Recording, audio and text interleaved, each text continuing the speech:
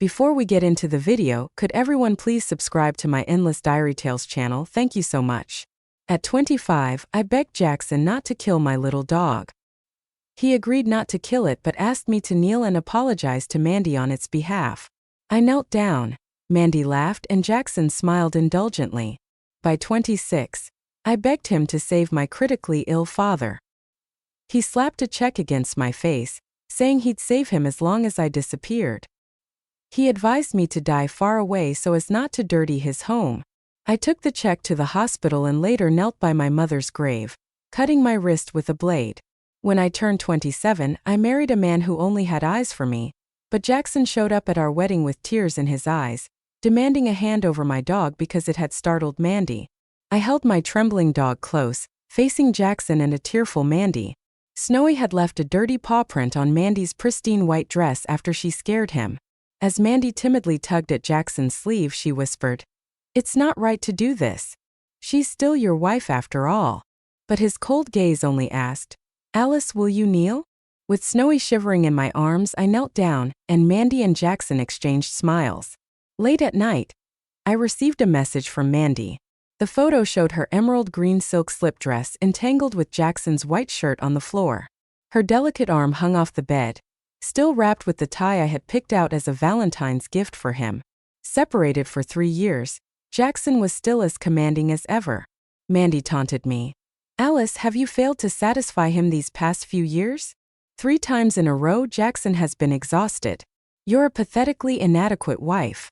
I hate your dog and I'll make Jackson kill it. The dog is irritating, the owner even more so. Your family is going bankrupt. What more do you have over me?" She continued, refusing to leave. I turned off my phone, expressionless, feeling a persistent stabbing pain on the left side of my chest. Another unexplained ache brought on by Mandy's return.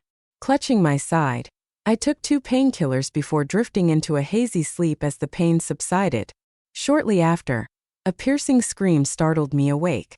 I rushed downstairs to find Snowy covered in blood, limping and yelping as it ran out the front gate. I called out for Snowy, but it had vanished into the night. I sat outside alone as Jackson returned, unaware of Snowy's whereabouts. I prayed it had fled to survive. I refused when Jackson offered to replace Snowy, saying, "It's unnecessary." Mandy was distraught, plagued by nightmares, unable to rest with that dog in the house. Chuckling through tears, I dared to ask, "Jackson, am I still your wife?" His response cut deep, revealing harsh truths about our marriage. Standing up, suppressing the growing chest pain, I whispered, "Jackson, let's get a divorce." "Divorce?" Jackson scoffed, mocking my plea. With my father's debts and failing health, our family and company had no means to save him. I was left with no choice but to seek help from Jackson, my husband. But as I approached his home, Mandy in a bathrobe at the door, I knew it wasn't going to be easy. I remembered the words the doctor said when I fainted in the hospital earlier. "Alice, you need to undergo surgery immediately to remove the lesion on your left side to save your life. I recommend you stay in the hospital. Do your family and husband know? Dennis, can you help me keep this a secret? I don't want my dad to know about my illness." "Okay, but you need to have the surgery soon, Alice. I will personally perform the operation." "Dennis, I don't want to have the surgery." "Alice, this is not the time to be stubborn." "Thank you, Dennis. If I can't make it, I want to leave peacefully." I raised my hand, clutching my painful chest, pale-faced. "I'll wait for Jackson to come out." Mandy was about to say something when she heard the bathroom door behind her creak. She suddenly changed her expression and ran to Jackson tearfully. "Jackson, Alice asked me to donate a kidney to her father to save his life. But then what about my life?" Before I could say anything, I received a heavy slap across my face. I was stunned by the slap. Blood started to flow from my nose and mouth, but I just stared blankly at Jackson in front of me. We grew up together as childhood friends. He and Mandy were lovers in college, but his family wouldn't accept her due to her poor background. He held a deep grudge against me, thinking I had plotted to break him and Mandy up. Though we were supposed to marry due to our family's arrangement, I had feelings for Jackson. But he believed I was scheming, sending flirtatious photos to Mandy before our wedding, which led to Mandy's breakdown and suicide. And now he believed this ridiculous lie and slapped me right in the face. I looked at him, reminiscing about the Jackson who used to carry me home when I fell, the teenage Jackson who stood up to bullies to protect me. Where did he go? Jackson, see it as a favor for the good times we've had and help my dad. Jackson looked at me and suddenly smiled. He took out a cigarette and wrote a check. All right, I'll save him as long as you go die. Okay, I'll go die. I raised my hand, pressing my numb left chest. Jackson, rest assured, I'll die right away if it can save my dad. No, Alice, if you die far away from me and Mandy's family. Jackson, don't be so scary. If she really dies at our doorstep, that would be too ominous. Have you heard Mandy's words? Jackson threw the check at my face. Get lost. Stop embarrassing yourself. I knelt down and picked up the check. Finally, I took one last look at Jackson, my husband, the man I secretly loved since childhood. I bid him farewell in my heart. At 2 a.m, I sat in front of my mother's tombstone for a long time. Eventually, I curled up against the picture of my mother and, with a sharp blade, slit my wrist. Hot blood gushed out, soaking the damp soil beneath me. My consciousness began to blur, shivering from blood loss. I clenched myself tightly, and as my vision faded, a familiar yet unfamiliar figure ran towards me. I fell into a warm embrace but felt distant. I wanted to see who it was, but I had lost all my strength. The blood-stained arm dropped from me in the embrace, and I heard the man shout my name with all his heart. Alice! Alice! Someone actually cared about me. I was in a coma for a week. When I woke up, my father had been buried alongside my mother. No one knew that I had left a small piece of myself at my mother's grave. Losing my family, there was nothing left for me in this world to hold on to. But I survived. Lucas saved me. Alice, I'm sorry I'm late. Lucas held my hand, his eyes bloodshot. He had been by my side, looking exhausted with a scruffy appearance. Lucas, why are you here? I weakly asked, trying to muster a smile, but even that was beyond me. Stop talking, Alice. Rest well. Let me know if you want anything to eat. I want to see Jackson. Alice, Lucas's eyes held restrained anger and helplessness, but eventually, he didn't refuse me. I slept for a few hours before Jackson finally showed up with Mandy in tow. But he didn't let Mandy into the ward. Lucas said you were looking for me. Jackson stood by my bed, surprisingly speaking in a gentle tone. I lay there calmly looking at him. It was probably at the moment when my blood was about to run dry. My obsession and love for him vanished along with that fresh blood. But at that moment, I felt an unprecedented sense of ease and freedom. It was like I had personally cut the ropes binding me. Jackson, let's get a divorce. He looked surprised but then nodded in resignation. It's for the best if you've come to terms with it. We shouldn't have gotten married in the first place. I smiled. Then let's do it tomorrow. Let's go get the divorce done. He showed a touch of mercy. You're badly hurt. Just rest. I'll take care of the divorce procedures. Okay, thank you for that, I replied. Alice, if you want anything, just let me know. We were once husband and wife. I don't want anything. Whatever I brought into the marriage, I can take back. Those were dowries prepared by my parents, so I don't want those things to stay in your house, I explained. Fine, I'll give you an additional $5 million. No need. My father left me a house and inheritance. All right, suit yourself. Jackson suddenly sounded a bit irritated. He glanced at me several times. Alice, your father's situation isn't all my fault. He didn't want to undergo surgery himself. Of course I know. My dad told me. I didn't want things to turn out this way either. If you hadn't schemed with Mandy and tried so hard to marry me, I wouldn't have hated you like that. I'm sorry. I won't bother you again in the future. Rest well. I'll come to see you another day. Jackson turned and left the ward. I slowly closed my eyes, feeling relief wash over me. The suffocating pain was gone, as if I had broken free from a tightly sealed cocoon. Later, Lucas reviewed all my medical records and test reports. Against my objections, he insisted on taking me to Germany for treatment. After much thought, I made one request: not to disclose my illness if I ever needed surgery in the future. I didn't want people to know I was a flawed woman. Lucas trembled as he gently embraced me. All right, it won't be revealed. No one will know. After receiving the divorce certificate, Lucas took me to Germany. On the day we departed, I heard that Jackson was going to get engaged to Mandy. Jackson's family didn't like me, the destitute daughter-in-law, but they disliked Mandy, who came from a very poor background, even more. They were vehemently against it. I had no interest in their affairs. After boarding the plane, I turned off my phone and broke the SIM card. I wouldn't use the old contact methods again. Everything here was left behind completely. In Germany, I soon started treatment in the hospital. Perhaps because my mood was no longer as depressed and heavy as before, my condition gradually stabilized.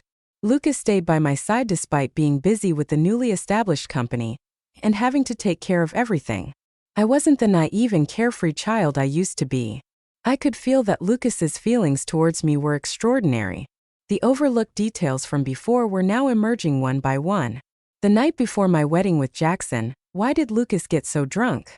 After my marriage to Jackson, Lucas went abroad and rarely returned over the past 3 years. He didn't even come home for New Year. When I visited Lucas's parents, the two elderly people held my hand inside as if they wanted to say something but held back. My father fell seriously ill, so why did Lucas appear so timely the night I had an accident? When I was a child, I liked to cling to Jackson because we were close in age and he loved to play, but Lucas always had an old and mature demeanor, completely unlike other kids. My parents often used him to teach me a lesson, so I stopped liking him, eventually growing distant. Later, as I grew older, I naturally fell for Jackson. But Jackson only had eyes for the delicate and weak Mandy. I didn't know how many times I secretly cried back then. One time I was crying and writing Jackson's name on the ground when Lucas caught me. I was terrified. His face was especially cold and unpleasant. I feared he would tell my parents, begging him incessantly. Of course, he didn't tell my parents. Instead, surprisingly, he bought me an ice cream to cheer me up.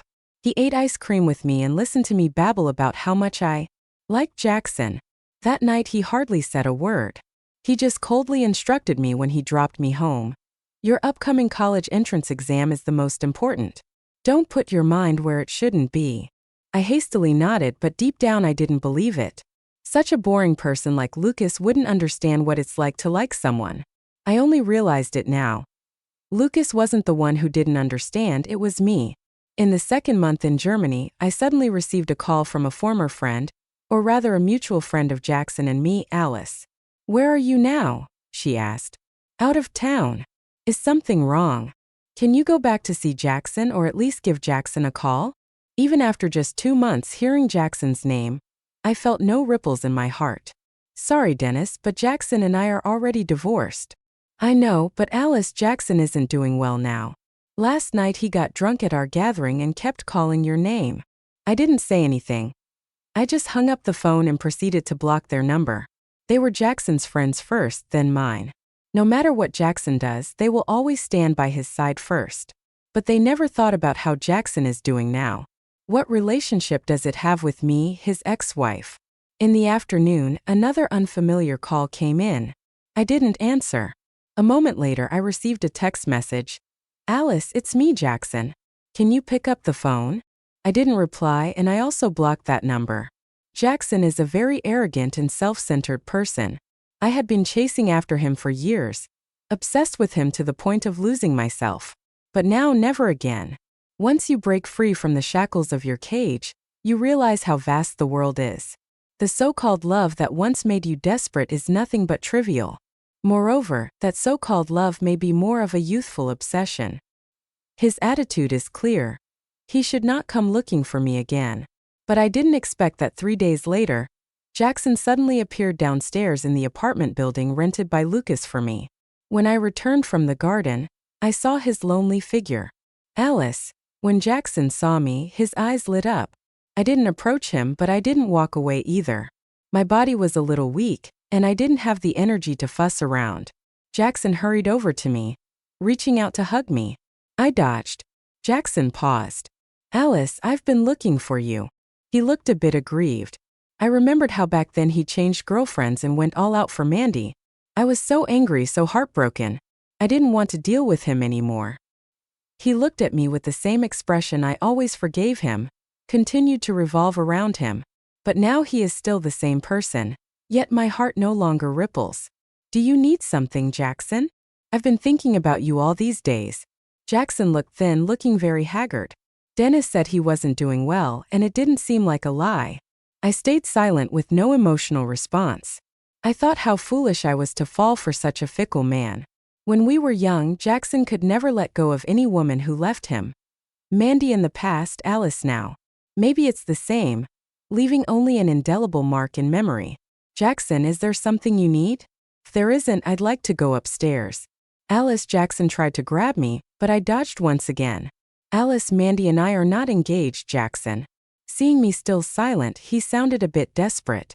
I agreed to the divorce in the heat of the moment. Alice, come back with me. I'll treat you well. You have no family left. We grew up together. I will be your only family from now on, he said urgently, sounding somewhat sincere. I found it utterly boring. Jackson, I won't go back with you. When I decided to divorce you, I completely let you go. I no longer like you. Leave and don't come back. Alice, you've changed. You would never do this before. You promised me to always be with me, always love me. Yes, I did promise, but I broke it. I didn't want to talk to him anymore and walked past him to go upstairs. Alice, Jackson reached out to grab me. Already suffering from a serious illness, his sudden tug made me dizzy, and I collapsed on the ground. What's wrong, Alice? Jackson seemed shocked, his face turning pale. It's nothing, just a bit tired these days. I pushed him away, trying to get up, but I had no strength. I'll carry you. Jackson bent over to pick me up but suddenly got pushed away. Lucas. Jackson stood up unsteadily, looking a bit annoyed. What are you doing here? Ignoring him, Lucas lifted me up. Alice, let's go home. Lucas put Alice down. Alice doesn't want to see you, so leave quickly.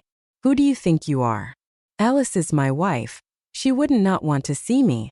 If I remember correctly, you were the one who finalized the divorce proceedings. Looking at him coldly, Lucas said, Jackson, don't forget you were the one who gave up on Alice. Please don't harass her anymore. If you show up here again, I will call the police. Lucas, you like Alice. You've always liked her, so now that we've just gotten divorced, you're taking advantage of the situation, aren't you? I admit I like Alice, but taking advantage is not something I would do. Jackson, don't think all men in this world are as despicable as you. Lucas, let Alice choose for herself whether to go with me or not. Jackson wouldn't give up. Alice, come back with me. We are still husband and wife. Let's live a good life together. We can get another dog named Snowy. His eyes red, Jackson urgently pleaded. Alice, you've always wanted a child. We can prepare when we go back, boy or girl, whatever you like, as long as you like me, okay? I won't see Mandy again in the future, okay? Lucas held my face, as composed and calm as ever. Alice, it's your choice. I respect all your decisions. It seemed like it had always been like this, from childhood to adulthood, never showing emotions. But I remembered that night when he found me at my father's grave. How heart-wrenching his voice calling my name was. How scalding his tears fell on my face. In that moment, my heart twitched ever so slightly. The pain, starting from the depths of my heart, spread through my limbs. That sour, uncontrollable ache made my eyes turn red in an instant. Lucas probably didn't realize it himself. His tone was calm, but how tightly he held my hand, and there was a slight trembling. He must be scared. Scared that if Jackson beckons, I'll run back to him. Scared that Alice, still as naive and foolish, will be blinded as before. I lightly held Lucas's slender fingers. Lucas, I'm a bit hungry. Will you cook for me? Lucas looked at me, then smiled softly after a few seconds. How about we go back home? As he held me, walking into the elevator, it seemed that Jackson still couldn't believe my choice. But he was too proud to chase after us. Lucas made me sit on the couch to rest, then went to the kitchen after taking off his suit jacket. While simmering the soup, he brought me a cup of honey water. Holding the cup, I watched his busy figure. This daily life felt like true happiness. How nice it would be if I weren't sick. Alice, it's time for dinner, Lucas said as he escorted me to the dining room. All the dishes I loved were there, even a dessert, a small scoop of ice cream. Can you eat this? I have many dietary restrictions now. It's been a while since I had ice cream. Do you remember when you used to love it so much when you were younger? Just have a little. Lucas, you work so hard. Isn't it tiring? Lucas just patted my head. Alice, I've never been this happy before. If only I weren't sick. You'll get better no matter what. I'll cure you. But what if one day I'm truly broken? As long as you're Alice, that's enough. Lucas served me a bowl of soup. Eat well, Alice. I'm here. But Lucas wasn't a god. People get sick eventually. I've been unhappy for years, too stifled. That's why I got this illness. Though the condition stabilized temporarily, it quickly relapsed. That night I fainted while showering. Lucas didn't even change his shoes. He just carried me to the hospital. I was rushed into the emergency room. He sat on a bench in the hallway, staring at the closed door motionlessly. Later, the doctor said I needed chemotherapy, and if necessary, they had to remove part of the affected area to prevent the cancer cells from spreading. I needed to shave my head, starting the excruciating process every cancer patient must endure. Lucas sat by my bed, his eyes so tender. Alice, even if we shave off all your hair, you'll still be the most beautiful girl. Will you let me accompany you through this? He took off his hat, now with his newly shaved head. All the repressed emotions, guilt, and regret suddenly overwhelmed me. I hugged him, crying gradually until I was like a child losing composure in his arms.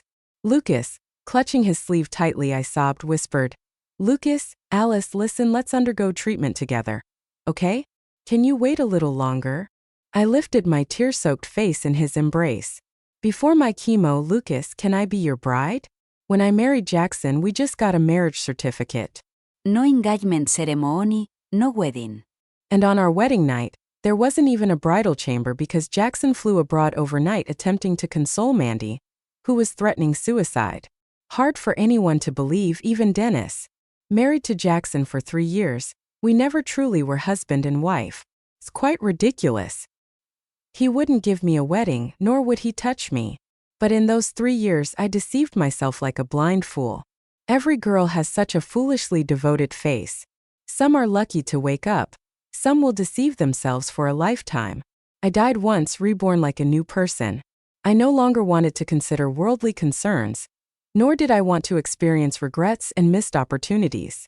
But I didn't get a marriage certificate with Lucas. If I were to leave this world someday, Lucas had to continue living well. He would find another girl, marry, and have kids. I was a bit selfish but couldn't be entirely selfish. Our wedding wasn't grand. On the day before the wedding, Lucas gave me a huge surprise. He found Snowy and brought it back to me. I was ecstatic, hugging Snowy and unwilling to let go. Snowy nestled in my arms, whimpering, still recognizing me. He missed me. In that moment, I truly felt like the happiest person in the world. I had no parents.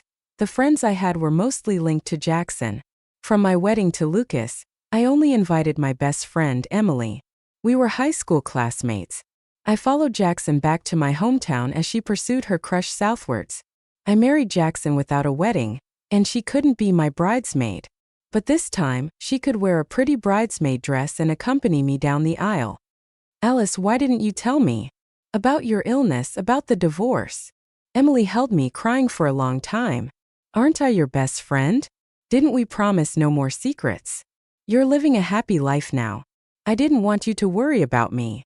Emily hesitated for a moment. Then her tears started to fall more fiercely. Alice, I'm not doing well at all. I'm not happy. What's wrong, Emily? You and Ken have always been good, haven't you? Emily shook her head. Forget about my problems, tell me about yourself. Alice. Things were pretty bad for me before, but now I'm very happy. I looked at Lucas. The stylist was fixing his hair. He saw me looking at him through the mirror, and a fond smile crept into his eyes. I smiled back. Emily. Look, I've prepared the most beautiful bridesmaid dress for you. Emily, with red eyes, touched the exquisite bridesmaid dress.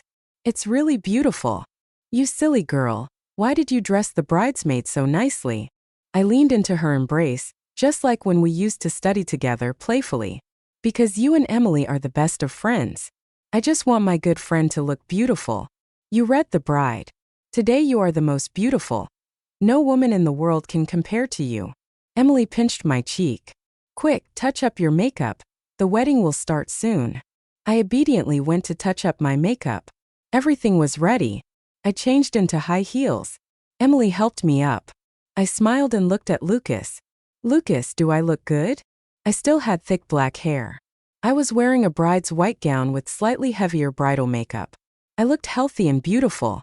Lucas looked at me very seriously, carefully examining his bride. Very beautiful. Hairstyle and makeup all suit you very well. You look handsome too. I raised my hand and lightly touched his freshly trimmed temple. Lucas, you are the most handsome groom in the world. He chuckled, gently hugged me, afraid of messing up my makeup. He pecked me like a dragonfly. Alice, in my heart, you are the most beautiful girl in the world. He held my hand and we walked out. None of us expected that Jackson would appear in the hall downstairs. He was even wearing a very formal black suit, holding a bunch of roses. Lucas's relatives looked surprised. Lucas's parents' faces also looked grim. Jackson paid no attention. Holding the bouquet, he walked straight to me and Lucas. Lucas's expression gradually turned cold. Jackson, today is a good day for me and Alice. I don't want to make things awkward. Please leave on your own.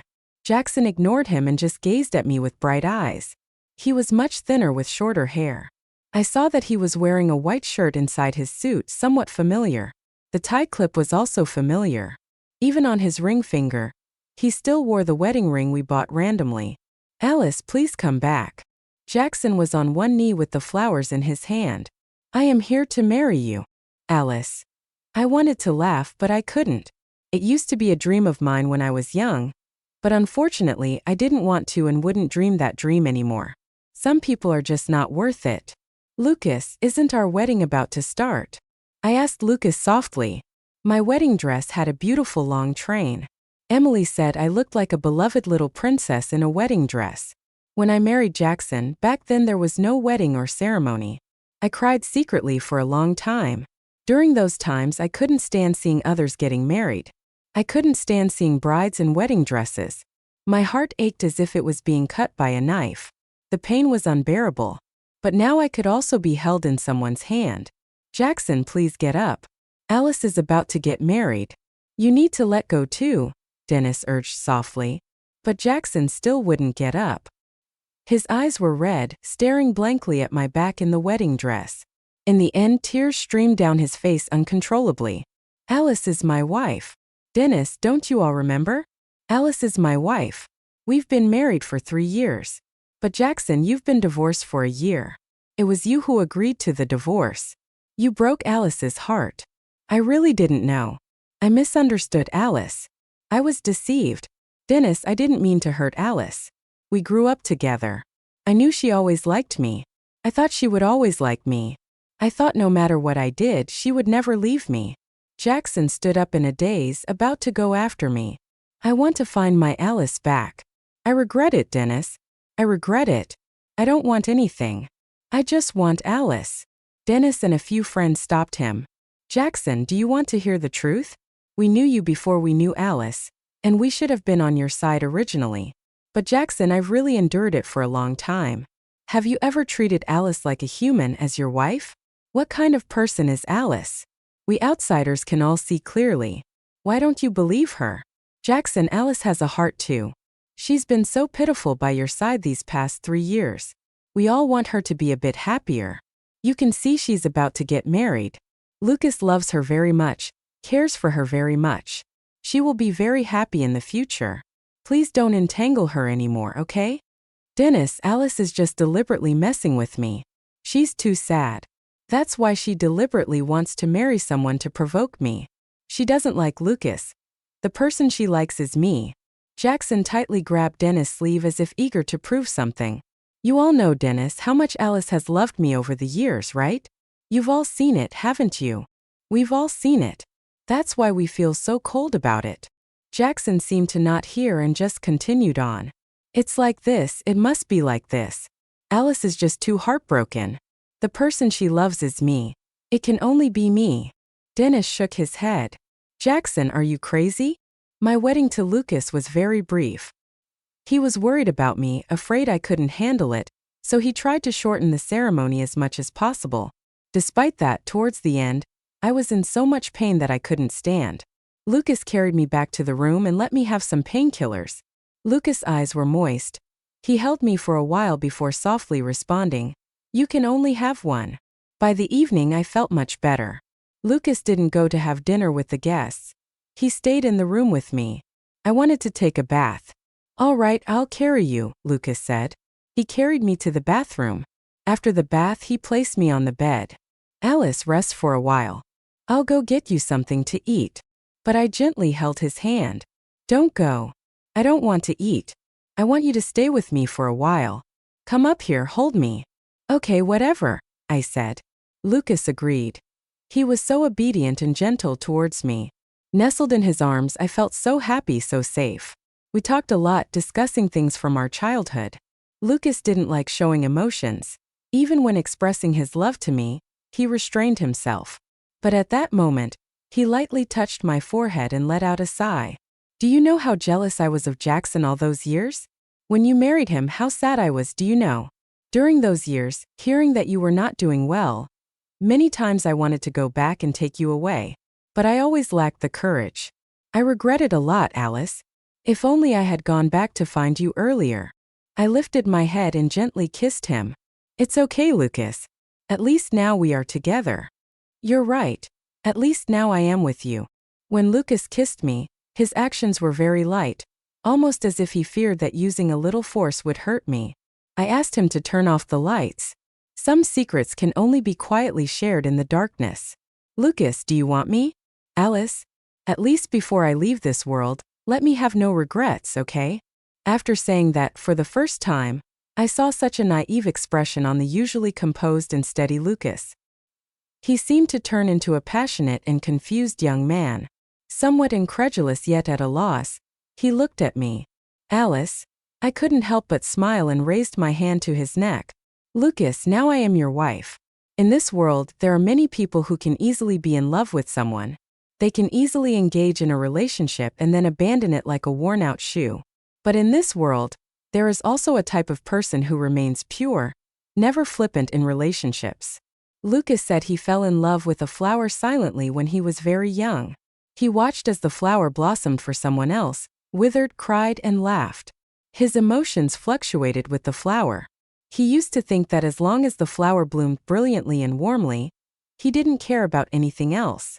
But when later the flower was about to wither and die, he couldn't hold back anymore and went back to her, transplanting the flower by his side. From then on, for the rest of his life, he would carefully nurture her. We were husband and wife for 5 years. When I got very ill, the doctor said both of my breasts needed to be removed. That way I might live 2 more years. I didn't agree. I didn't want to die in front of Lucas in such a disfigured and ugly way. I didn't want Lucas to be sad. There are too many farewells and separations in this world. I have experienced many.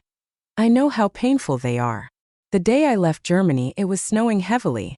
The feeling of leaving Lucas was completely different from when I left Jackson in the past. It was unbearable and so reluctant. It felt like my heart had been ripped out, leaving me empty inside. A few days ago, Dennis called me. He said Jackson's situation was very bad. When I got married years ago, he and Mandy broke up for good. But 2 years ago, Mandy came back with a 3-year-old child. She directly handed Jackson a paternity test, saying the child was his. Jackson's family didn't believe it at first. They did a paternity test. It turned out to be Jackson's child. Because of his grandson, Jackson's parents eventually compromised. But Jackson refused. He only acknowledged the child, refusing to marry Mandy. Naturally, Mandy couldn't swallow this, and they had tumultuous 2 years. Until recently, Mandy completely broke down, revealing all the past secrets, then once again disappeared. It turns out everything Jackson had against me was all fabricated and calculated by Mandy. I've never sent any intimate photos to Mandy to provoke her. Mandy's faking suicides were all her own designs just to get Jackson back. From start to finish, Alice was the most innocent one, Dennis said. Jackson was almost going crazy back then. Later, he just became more and more unwell. He stopped going to work and stopped caring for his child. Day and night, he just sat with his dog named Snowy, muttering that he was waiting for me to come back. Dennis tried to ask me if I wanted to go back and persuade Jackson. Dennis, I'm going to die. I can't control anyone anymore, but you can relay a message to Jackson. What message? Alice died at the age of 26 in front of her father's grave. But the Alice who survived afterwards belonged to Lucas. Her heart also belonged to Lucas. You made him forget Alice, forget the past and look forward.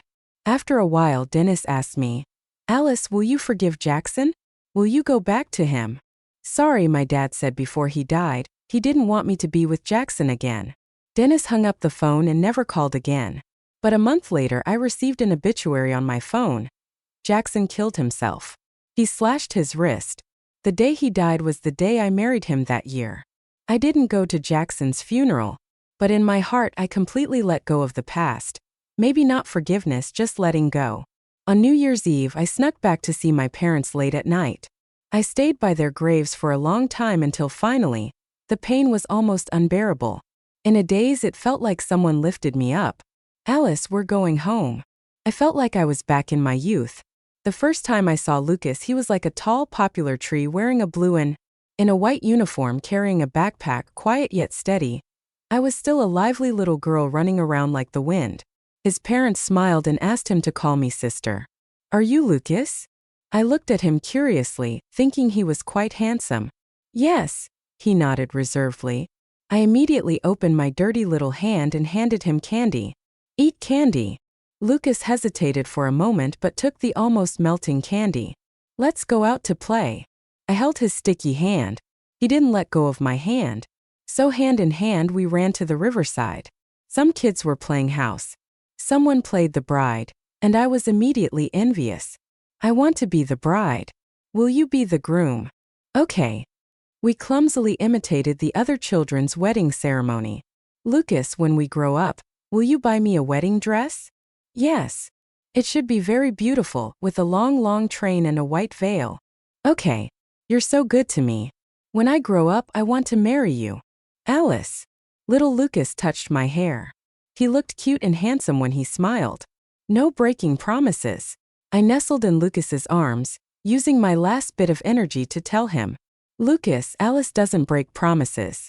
Hot tears fell on him as he hurriedly took off his coat, tightly wrapping me, holding my hands and rubbing them incessantly. Alice, hang on a bit longer. Let's go to the hospital. Take me home. I don't want to go to the hospital. Okay. Lucas, like when we were kids, said, carry me home, okay? Lucas couldn't help but start crying. He knelt down, let me lie on his back, and he was going to carry me home. Alice, hold on tight. Lucas stood up. I lay on his broad back, and the last tears slowly soaked into his clothes. But the road home is too long, Lucas. In the next life, can you appear earlier, please? In the next life, let's fall in love from the moment we meet.